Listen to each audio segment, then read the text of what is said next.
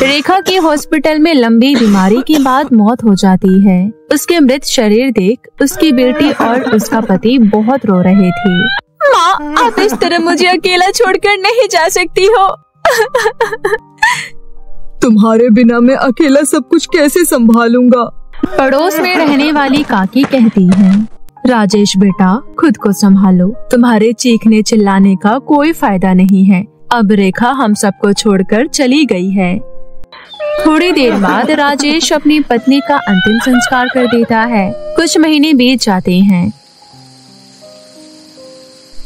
रेखा के जाने के बाद गांव की लड़कियां सोनाक्षी को चिढ़ाने लगती है क्योंकि उसका रंग काला था। वो लड़कियां सोनाक्षी की माँ के होते हुए जब भी उसका मजाक बनाते थे तो रेखा उन्हें बहुत डांटती थी। लेकिन रेखा के जाने के बाद वो लोग पहले से भी ज्यादा सोनाक्षी का मजाक बनाने लगते हैं। वहीं दूसरी तरफ राजेश अकेले 10 साल की सोनाक्षी को नहीं संभाल पा रहा था। एक दिन सोनाक्षी सो रही थी, तभी राजेश मन में सोचता है, बहुत कोशिश के बाद भी मैं सोनाक्षी को अकेले नहीं संभाल पा रहा हूँ। सोनाक्षी को इस उम्र के पड़ाव में माँ की जरूरत है। मैं दूसरी शादी कर लेता हूँ। कुछ हफ्ते बाद राजेश मीनू नाम की औरत से दूसरी शादी कर लेता है। शादी के 2 साल बाद मीनू को एक बेटी होती है। मीनू की बेटी बहुत गोरी थी। हॉस्पिटल में राजेश सोनाक्षी से कहता है, देख बेटी, तू बड़ी दीदी बन गई है। खबरदार, जो अपनी काली बेटी का साया मेरी बेटी के ऊपर आने दिया तो। ये कैसी बातें कर रही हो? सोनाक्षी हमारी बेटी है। सिर्फ तुम्हारी बेटी है, मेरी तो सौतेली बेटी है। क्या पता इस काली के काले साई की वजह से मेरी गोरी बेटी के साथ कोई अनहोनी हो जाए। ना बाबा ना, मैं तो इसे अपनी गोरी बेटी से दूर ही रखूंगी। मीनू की इन बातों से राजेश को बहुत दुख होता है। उस दिन से राजेश मीनाक्षी के भविष्य के बारे में सोचकर बहुत परेशान रहने लगा था, जिसकी वजह से उसे हार्ट अटैक आया और उसकी मौत हो गई। अब माँ के साथ साथ सोनाक्षी के पापा का साया भी उसके ऊपर से हट गया था। कई साल बीत जाते हैं और दोनों बहनें बड़ी हो जाती हैं। एक दिन मीनू की बेटी शर्लिन धूप में खेल रही थी। तभी मीनू बोलती है, शर्लिन, धूप में क्यों खेलती हो? मेरी गोरी बेटी का रंग कहीं सांवला ना हो जाए। मम्मी, धूप में खेलने की वजह से मेरा रंग सोनाक्षी दीदी के जैसा हो जाएगा क्या? नहीं शर्लिन, मैं सांवला रंग बोल रही हूँ। सोनाक्षी तो काली है। और हाँ, सोनाक्षी के साथ ज्यादा घुल मिल कर मत रहना, वरना उसका असर तुम पर भी होने लग जाएगा। मीनू की ऐसी बातें सुनकर शर्लिन अपनी बड़ी बहन से नफरत करने लगती है। धीरे धीरे शर्लिन सोनाक्षी से दूर रहने लगती है। मीनू अपनी बेटी को अपने पास सुलाती थी और सोनाक्षी को जमीन पर सोने देती थी। एक दिन मीनू अपनी बेटी के लिए सुंदर सा ड्रेस लेकर आती है। ये देख मेरी बच्ची, मैं तेरे लिए क्या लेकर आई हूँ। अरे वाह मम्मी, ये ड्रेस तो बहुत सुंदर है। सोनाक्षी शर्लिन की ड्रेस देखने लगती है। तभी शर्लिन बोलती है, मम्मी देखो, ये काली कलूटी बैंगल लूटी मेरी ड्रेस को बुरी नजर से देख रही है। मैं जा रही हूँ यहाँ से, तुम गुस्सा मत हो। मेरे लिए जूस ले आ। सोनाक्षी शर्लिन के लिए जूस ले आती है। मैं आज ये ड्रेस पहनकर अपनी फ्रेंड की बर्थडे पार्टी में जा रही हूँ। दरअसल 2 दिन पहले जो सैंडल लेकर मैं आई थी वो मैंने पता नहीं कहाँ रख दिया, मुझे याद नहीं आ रहा, इसलिए तो मेरा सैंडल ढूंढ। सोनाक्षी शर्लिन का सैंडल ढूंढने लगती है। थोड़ी देर बाद उसे सैंडल मिल जाता है। शाम को शर्लिन तैयार होकर अपनी फ्रेंड की बर्थडे पार्टी में चली जाती है। इस तरह दोनों माँ बेटी सोनाक्षी को बहुत तंग कर रहे थे। शर्लिन बहुत बड़े स्कूल में पढ़ती थी, इसलिए सोनाक्षी मीनू से कहती है, माँ मुझे भी पढ़ाई करनी है, मेरा भी स्कूल में एडमिशन करवा दो। शर्लिन जैसे बड़े स्कूल में नहीं, कम से कम किसी छोटे स्कूल में ही करवा दो। शर्लिन भी तो पढ़ाई करती है, फिर मैं क्यों नहीं? शर्म नहीं आई मेरी बेटी से अपनी बराबरी करते हुए? खुद को देख और उसे देख और खुद सोच, उससे बराबरी करने लायक है? मैं बराबरी कहाँ कर रही हूँ माँ, मैं तो बस कह रही हूँ कि किसी छोटे स्कूल में ही मेरा एडमिशन करवा दो।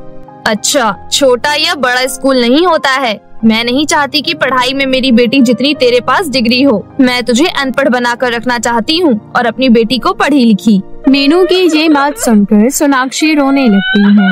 ये गलत है माँ। तू बताएगी मुझे क्या सही है और क्या गलत। मैंने कह दिया ना, तू स्कूल नहीं जाएगी मतलब नहीं जाएगी। घर की सफाई में ध्यान दे। वैसे तो तेरे काले चेहरे की वजह से तेरी शादी हो पाना मुश्किल है, लेकिन फिर भी अगर तुझे घर का काम आता होगा तो शायद कोई तेरे से शादी कर ले और मेरा बोझ खत्म हो। फिर सोनाक्षी थोड़ी ऊंची आवाज में मीनू को कहती है, नहीं माँ, चाहे कुछ भी हो मैं पढ़ाई जरूर करूँगी। आपने आज तक जो किया मैंने कुछ नहीं कहा, लेकिन ये मैं चुपचाप नहीं सहूंगी। सोनाक्षी की ये बात सुनकर मीनू उसे बहुत मारती है और घर से बाहर निकाल देती है। बहुत तेज बारिश हो रही थी और सोनाक्षी बारिश में घर के बाहर बैठकर भीग रही थी। उस दिन गांव के सभी लोग सोनाक्षी को घर के बाहर भीगते हुए देख लेते हैं। धीरे धीरे ये बात पूरे गांव में फैल जाती है कि मीनू सोनाक्षी के ऊपर बहुत अत्याचार करती है। उसी गांव की एक औरत सोनाक्षी को देखकर अपने मन में सोचती है, ये मीनू तो सोनाक्षी के साथ बहुत गलत कर रही है। उसके पिता के बनाए हुए घर में रहकर उसे ही घर से बाहर निकाल दिया है। मैं ये सारी बात मुखिया जी को बताऊंगी। वो औरत उसी वक्त मुखिया जी के पास जाती है और उन्हें सारी बातें बता देती है। अगले दिन मुखिया जी मीनू को उसकी दोनों बेटियों के साथ बुलवाता है और उसे कहता है, मीनू, राजेश ने तुमसे शादी की थी सिर्फ सोनाक्षी का ख्याल रखने के लिए, और उसके जाने के बाद तुमने उसे घर से बाहर निकाल दिया। सोनाक्षी के साथ तुम जो भी करती हो वो सब हमसे छुपा नहीं है। बताओ सोनाक्षी, तुम क्या चाहती हो? मुखिया जी, मैं पढ़ना चाहती हूँ, लेकिन माँ मुझे पढ़ाई के लिए रोक रही है। मीनू, तुम्हें सोनाक्षी को पढ़ाना ही होगा। इस तरह उस बच्ची के पर नहीं काट सकती हो। अगर तुम दोनों माँ बेटी ने सोनाक्षी के साथ भविष्य में कुछ भी गलत करने की सोचा तो तुम्हें उसकी सजा मिलेगी। मुखिया जी, मैं कल ही सोनाक्षी का एडमिशन करवा दूंगी। उसके बाद तीनों घर आ जाते हैं। घर आकर शर्लिन रोब दिखाते हुए बोलती है, मम्मी, मुझे तो पहले शक था, लेकिन अब मैं कंफर्म हो गई हूँ। ये मेरी सुंदरता से जलती है। मम्मी, आप इसकी पिटाई करो। इस काले के रोने की आवाज सुनकर मुझे बहुत मजा आता है। मीनू सोनाक्षी की पिटाई करने लगती है। तूने ही मुखिया जी को सारी बात बताई है ना जाकर? नहीं माँ, मैंने उन्हें कुछ नहीं बताया है। झूठ बोल रही है ये मम्मी।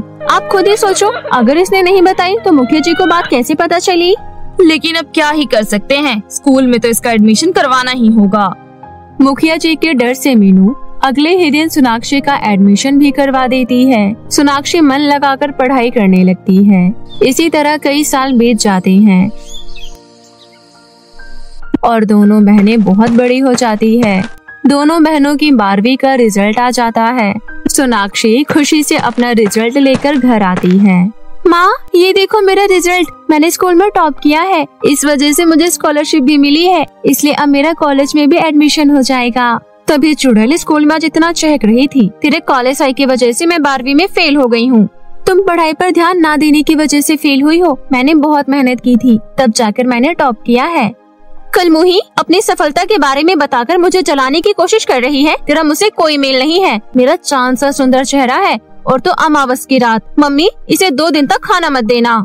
ठीक है, तू जो कहेगी वही होगा। मीनू 2 दिन तक सोनाक्षी को खाना नहीं देती है, लेकिन सोनाक्षी जैसे तैसे दिन निकाल लेती है। 5 साल और बीत जाते हैं और अपनी काबिलियत के दम पर सोनाक्षी कॉलेज की प्रोफेसर बन जाती है। क्या कहा तूने? अगर तू बाहर काम करने लगेगी तो घर का चौका बर्तन कौन करेगा? शर्लिन, मैं चौका बर्तन के लिए अपना सपना नहीं छोड़ सकती हूँ। बहुत मेहनत की है मैंने यहाँ तक पहुँचने के लिए। ये सुनकर शर्लिन सोनाक्षी को एक जोरदार तमाचा लगा देती है। सोनाक्षी को अब इन सब की आदत हो गई थी, इसलिए वो चुपचाप वहाँ से चली जाती है। उसके जाने के बाद शर्लिन अपने चेहरे पर ब्लीच लगाने लगती है। तभी थोड़ी देर बाद शर्लिन देखती है कि उसके चेहरे पर बड़े बड़े मोटे मोटे दाने हो गए हैं। अपना ये रूप देखकर शर्लिन जोर से रोने लगती है। ये क्या हो गया मेरे चेहरे को? क्या हुआ मेरी बच्ची? अरे ये क्या, तेरे चेहरे को क्या हो गया है? पता नहीं मम्मी, ये सब मेरे साथ कैसे हो गया? अरे रे रे रे, मेरी चांद सी खूबसूरत बच्ची के चेहरे पर क्या हो गया? सोनाक्षी वहाँ पर आती है और शर्लिन को गले से लगा लेती है। डरो मत शर्लिन, लगता है तुम्हारी ब्लीच ने उल्टा असर दिखाया है। मैं एक बहुत अच्छे त्वचा के डॉक्टर को जानती हूँ, तो मेरे साथ उनके पास चलो, फिर कुछ ही दिनों में तुम्हारा चेहरा पहले जैसा हो जाएगा। शर्लिन सोनाक्षी के साथ त्वचा के डॉक्टर के पास जाती है। 1 महीने के अंदर अंदर शर्लिन का चेहरा पहले की तरह हो जाता है। सोनाक्षी, मैंने अपने गोरे रंग पर गुमान दिखाकर तुम्हें नीचा दिखाया, लेकिन फिर भी तुमने मेरी मदद की और मैं फिर से पहले जैसी हो गई। लेकिन क्यों? क्योंकि तुम मेरी छोटी बहन हो। मैं अपनी छोटी बहन को रोते हुए नहीं देख सकती। पुरानी बातों को भूल जाना अच्छा होता है। उसके बाद दोनों माँ बेटी सोनाक्षी से माफी मांगते हैं। सारी गलती तो मेरी है, मैंने ही शर्लिन को सौतेलेपन की सीख दी है। इस तरह दोनों माँ बेटी को अपनी गलती का एहसास हो जाता है। हमेशा के लिए सब कुछ ठीक हो जाता है और सोनाक्षी अपनी माँ बहन के साथ हंसी खुशी जीवन व्यतीत करने लगती है। एक समय की बात है, यशोदा बिलासपुर नामक गांव में रहा करती थी। यशोदा के पति की मृत्यु खेतों में काम करते वक्त हो गई थी। उस समय यशोदा जवान ही थी, परंतु उसने दूसरी शादी नहीं की और अपने पति की याद में जीवन बिताने लगी। यशोदा की कोई संतान नहीं थी, परंतु जब भी वो किसी बच्चे को रोते हुए देखती तो उसे चुप कराती और उसे दुलार करती। यहाँ तक कि यशोदा जो पूरे महीने में पैसे बचाती थी, उसका एक भाग वो बच्चों में टॉफी और बिस्कुट के रूप में बांट दिया करती थी। इसलिए गांव के सभी लोग यशोदा को बहुत पसंद करते थे और साथ ही साथ उसका सम्मान भी करते थे। समय ऐसे ही बीत रहा था। एक रात यशोदा सो रही थी, तभी उसके दरवाजे पर खटखटाहट होती है। दरवाजा खोलो, कृपया करके दरवाजा खोलो। यशोदा पहले तो कुछ देर सोचती है, परंतु फिर औरत की मदद भरी आवाज सुनकर वो दरवाजा खोल देती है। यशोदा जैसे ही दरवाजा खोलती है तो अपने सामने एक बहुत ही घायल औरत को देखती है। साथ ही साथ उस औरत के पीछे 2 लड़कियों को देखती है।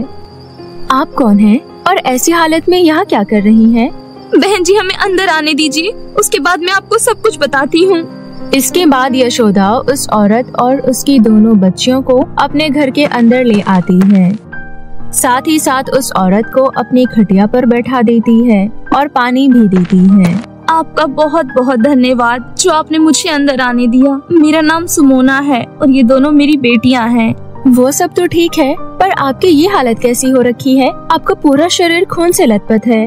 बहन, मैं एक जादूगर की पत्नी हूँ। पहले तो मैं एक आम इंसान ही थी, परंतु उस जादूगर ने मुझसे शादी करके मुझे भी मायावी बना दिया। वो जादूगर मुझसे एक लड़का चाहता था, परंतु एक के बाद एक मुझे 2 लड़कियां हो गई। पहले कुछ साल तो उसने कुछ नहीं कहा, परंतु अब वो मेरी दोनों बेटियों के पीछे पड़ा है। वो नहीं चाहता कि ये दोनों जिंदा रहें, इसलिए मैं इन दोनों को लेकर वहाँ से भाग आई और इसी कारण मुझे इतनी चोटें आई हैं। ये तो बहुत ही बुरा हुआ।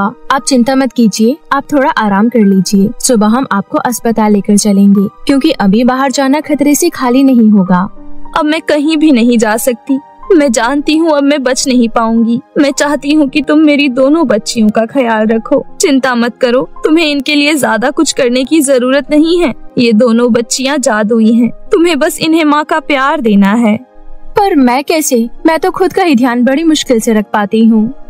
बहन, मेरे पास ज्यादा समय नहीं है, मेरी इस विनती को स्वीकार कर लो। आरोही, वनिका, मेरे पास आओ बेटा। बेटा, अब से यही तुम्हारी माँ है और यही तुम्हारा ध्यान रखेंगी और तुम भी इनका अच्छे से ख्याल रखना, हर चीज में इनकी मदद करना।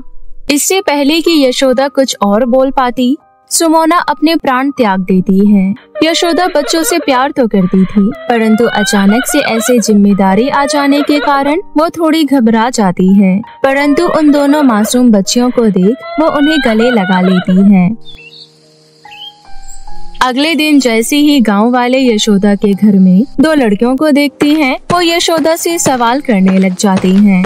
क्या बात है यशोदा बहन, हमें ये तो पता था कि तुम्हें बच्चों से प्यार है, परंतु ये नहीं पता था कि तुम बच्चों को गोद लेने वाली हो। और वैसे हमने तो इन दोनों लड़कियों को आज तक गांव में नहीं देखा, तो तुम इन्हें कहाँ से लाई हो? नहीं, मैंने इन्हें गोद नहीं लिया है। ये दोनों मेरी बहन सुमोना की बेटियां हैं। उसकी कल ही मृत्यु हो गई है, इसलिए अब से ये दोनों मेरे साथ ही रहेगी। इसके बाद यशोदा अपने घर में जाती है और दोनों बच्चियों के लिए खाना बनाती है और उन्हें खिलाने लगती है। तुम्हारी माँ ने तुम्हारा नाम बताया था, लेकिन बूढ़ी हो गई हूँ, इसलिए याद नहीं रहता। तुम दोनों का नाम क्या है और तुम्हारी उम्र क्या है? मेरा नाम वनिका है और मेरी उम्र 9 साल है। मेरा नाम आरोही है और मेरी उम्र 13 साल है।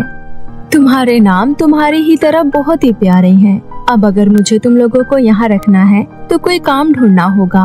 तुम दोनों यहीं पर रहो और घर का ध्यान रखो। तब तक मैं आसपास से कोई काम पूछ कर आती हूँ। इसके बाद यशोदा आस पड़ोस में काम ढूंढने लगती है। तभी उसे सेठ के गोदाम में काम करने वाला सरजू मिल जाता है।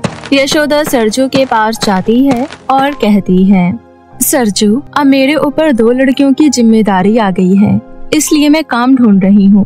क्या कोई काम पता है तुझे? यशोदा बहन, मैं तो सेठ के गोदाम में काम करता हूँ और सेठ केवल आदमियों को ही वहाँ रखता है। पर हाँ, सेठ के घर में सेठानी को नौकरानी की बड़ी जरूरत है। एक बार तुम वहाँ जाकर देख लो। ठीक है सरजू। इसके बाद यशोदा घर आ जाती है, परंतु जैसे ही वो घर आती है तो अपने घर को देखकर हैरान रह जाती है। यशोदा का घर ऊपर से लेकर नीचे तक चमक रहा था। ऐसा लग रहा था कि जैसे कि ये घर अभी अभी बना हो। ये क्या चमत्कार है? ये कोई चमत्कार नहीं है माँ, ये हम दोनों की जादुई शक्तियों का कमाल है। हम दोनों ने अपनी शक्तियों का इस्तेमाल करके इस पूरे घर को चकाचक कर दिया।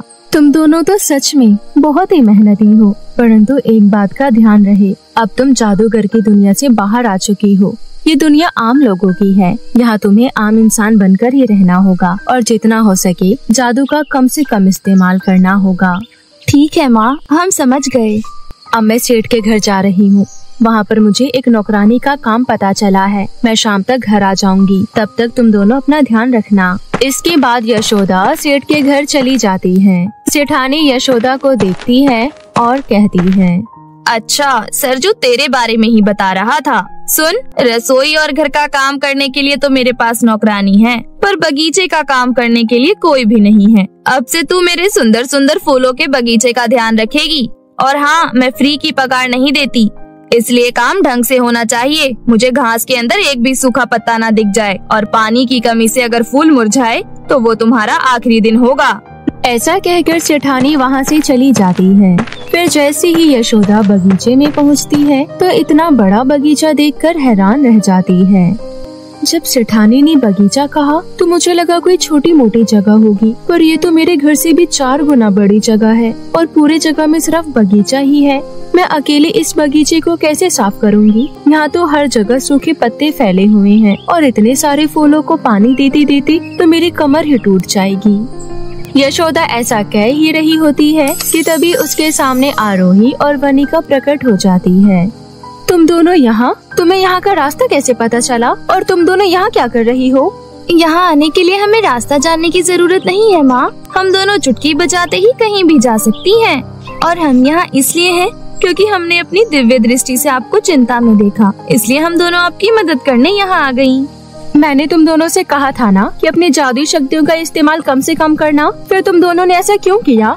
जब किसी ने हमारी मदद नहीं की तब आपने हमारी मदद करी और हमें सहारा दिया। हमारा भी आपके प्रति कोई फर्ज बनता है। अब आप कुछ नहीं कहेंगी, आप जाकर उस पेड़ की छांव में बैठ जाइए। हम दोनों ये काम चुटकियों में निपटा देंगे। यशोदा कुछ और बोलती इससे पहले वनिका यशोदा को लेकर दूर चली जाती है और उसे एक छांवदार पेड़ के नीचे बैठा देती है। इसके बाद दोनों बहनें बगीचे का काम अपनी जादुई शक्ति से करने लगती है। वनिका एक फूंक मारकर सारी सूखी पत्तियों को एक तरफ कर देती है।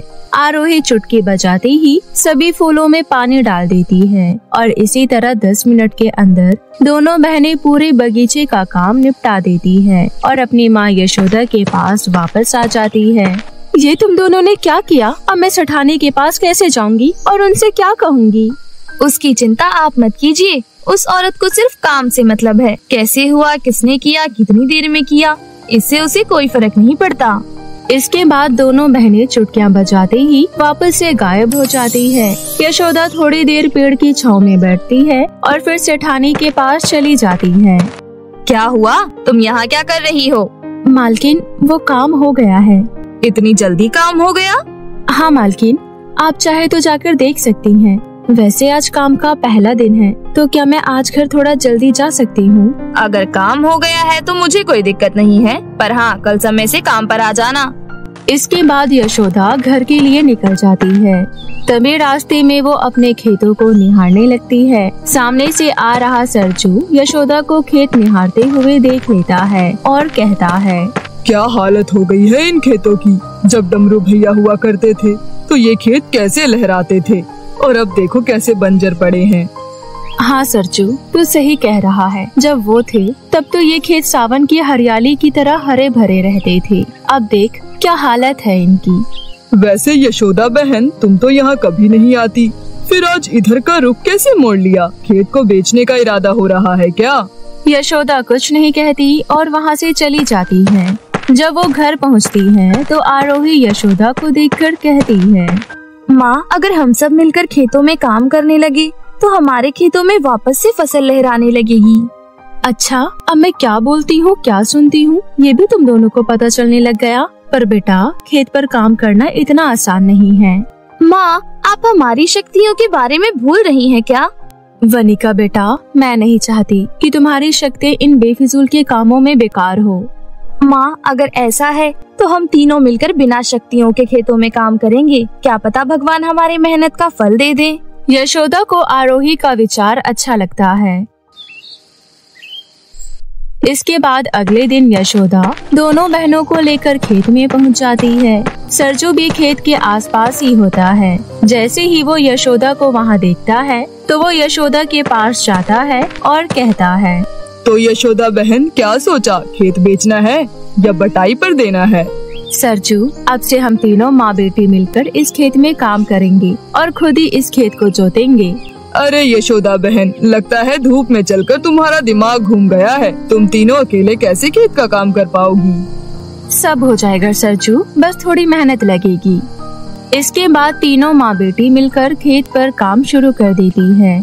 आरोही खेत पर लगी जंगली झाड़ियाँ हटाती है तो वनिका खेत में पड़े कचरे और पत्थर को हटाती है। खेत साफ करने के बाद वो लोग बुआई करते हैं, फिर बीज डालते हैं और फिर सिंचाई करते हैं। धीरे धीरे करके तीनों कुछ ही दिनों में खेत का काम निपटा देते हैं, और वो भी बिना किसी जादू या शक्ति का इस्तेमाल किए। और कुछ ही महीनों में खेत में गेहूं की बहुत ही अच्छी फसल लहलहाने लगती है, जिसे देखकर गांव के सभी लोग हैरान रह जाते हैं और तीनों माँ बेटियों की खूब तारीफ करने लगते हैं। इसके बाद जैसे ही गेहूं पक जाता है, तीनों माँ बेटियां मिलकर गेहूं काट लेती हैं और फिर उन्हें बाजार में अच्छे दामों पर बेच देते हैं। और धीरे धीरे ऐसे ही करके उनकी आर्थिक स्थिति अच्छी होने लग जाती है, जिसके बाद तीनों माँ बेटियां हंसी खुशी एक साथ रहने लग जाती हैं।